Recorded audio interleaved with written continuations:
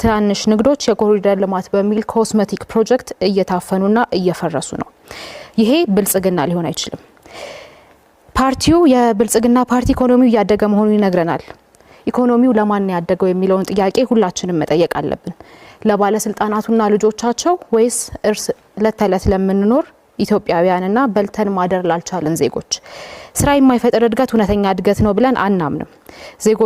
የዜጎችን ሁኔታ ሳያገናዝብ ዋጋ የሚጨምር ተሃድሶ ኃላፊነት የሚሰማው ተሃድሶ ወይም ሪፎርም ነው ብለንም አናምንም።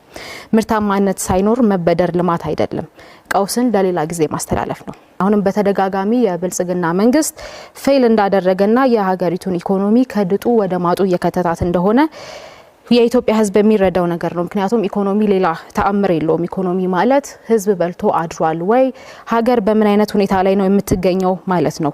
ቅድም እንደጠቀስኩት ውበት እኛን ወይም ደግሞ ህዝብ ሊሸውዱ አይችሉም። የየዕለት እውነታችን በልቶ ማደር አለመቻል፣ ኪራይ አለመክፈል እንደሆነ የምንገነዘብን ነው የምናውቀው።